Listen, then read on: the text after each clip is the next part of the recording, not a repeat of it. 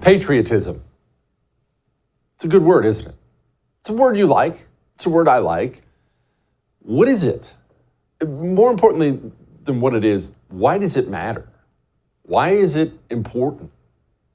Well, first of all, let's acknowledge our current situation in this country. Before we get to why it matters, let's acknowledge the situation.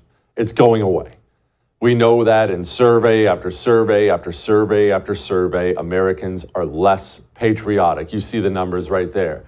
1998, 70%, all the way down to 38 in this year, in dropping quickly. Okay, why is it dropping? Well, it's important, before we get to why it matters, it's important to understand it's not dropping for no reason. No one can figure it out.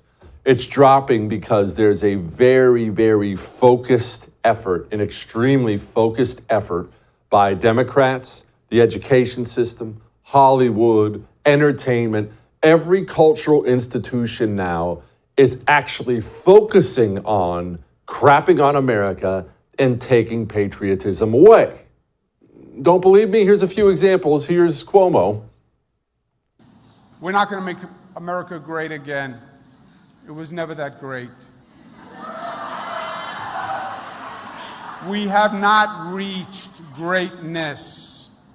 We will reach greatness when every American is fully engaged.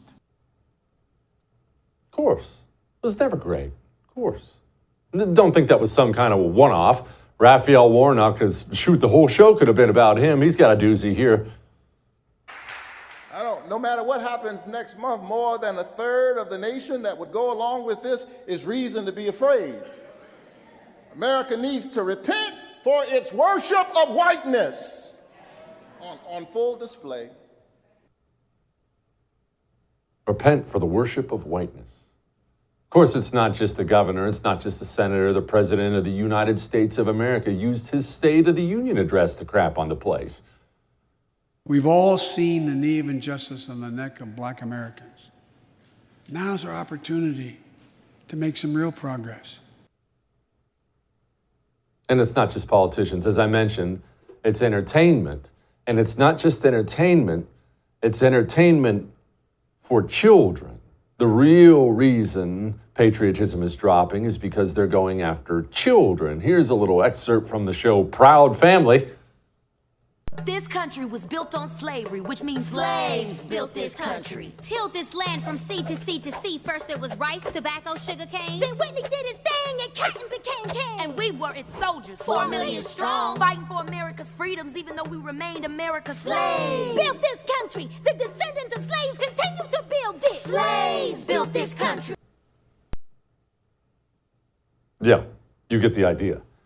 Now, there's a focused effort to destroy patriotism. They want to burn the country down. You probably read about this in the Anti-Communist Manifesto that's available at jessekellybook.com, but you don't want them to burn the country down. And that's a problem. You see, the people have to agree that the country sucks. And so what you do is you start hammering on them over and over and over and over again, telling them all about how bad the place is and America's evil and America's racist and America's never been great and America's never been this. And if you can get that message beaten into the heads of enough people out there, which they are clearly succeeding in doing, eventually those people will not just step aside while you burn it down, they might help you light the match. But why does patriotism matter? Why is this such a disaster? Well, we've used this example before, but it's easy for me to understand, so that's why I use the example. I want you to picture something. Set America aside. Forget about America for a few minutes. I want you to picture you and me. We live in a village. There's 100 people in this village, all right? And this is a village in Africa, all right? So we're a village in Africa. What do? We have cattle. We obviously grow some crops so we can eat. You know, we have our little huts and whatnot. And we have a village. It's our community. It's our society. Now picture this. There's 100 people in the village. And let's say 80, 90 of those people, they love it. They appreciate it. They like the village. They appreciate the community. They appreciate the values. They're happy there. They love their history. We've got a great history in our little village. And so what happens when you have a high percentage of your village that loves the village? Well, everything is better. More people, better people will participate in the governing of the village. You'll get more people who will volunteer to work with the children of the village. And when they work with the children of the village, they will explain to those children how wonderful the village is and how blessed those kids are to live in that village. When we have a village full of patriotic people, when you walk by the cattle pen where we keep the cows and you see a fence post is broken, well, oh no, it's our village, it's our cows. I love this village. Hang on, let me stop what I'm doing. Let me repair the fence post. Oh, hey, we need extra water. I volunteer, love my village. I'll go get some water. You see what I mean? Now, 80, 90 people working like that will make the village better and stronger because they love it. And that's why patriotism matters for that village. But let's go the opposite way. Where are we at now in America? 38%? 38% patriotism? So let's take that to the village. Most of the people, or the majority, I should say, of the village, over 60%, I don't like it. I don't think it's special. In fact, I think it kind of sucks. The village has got all kinds of racism in its history. Never been equal. It's kind of ugly.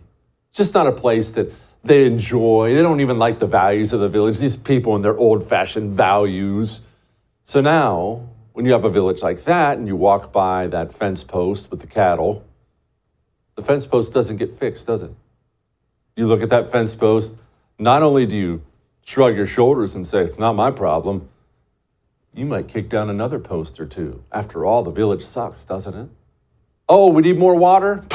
Sounds like a personal problem. I'm not thirsty. Someone needs to help out the children, guide the children? Why would I guide children in this garbage village? Now, over time, what would that do to the village? It would destroy it. Patriotism is not a weird thing. It's not something we should roll our eyes about. It's not some dumb cliche. Patriotism is everything. It is critical for the country. And it's something that should be pushed by all of our cultural institutions. Your cultural institutions should be focused on making patriotic Americans. And this makes people, even some people on the right, uncomfortable when they talk about something like school. I just want them to learn reading and writing and arithmetic. No, I want them to learn about America and how wonderful America is and America's values and the values of freedom. I want them to learn about God in school, family. These things should be being pushed by every cultural institution, from the schools to the movies to the president to politicians of both parties. It should be the norm to talk about America's greatness.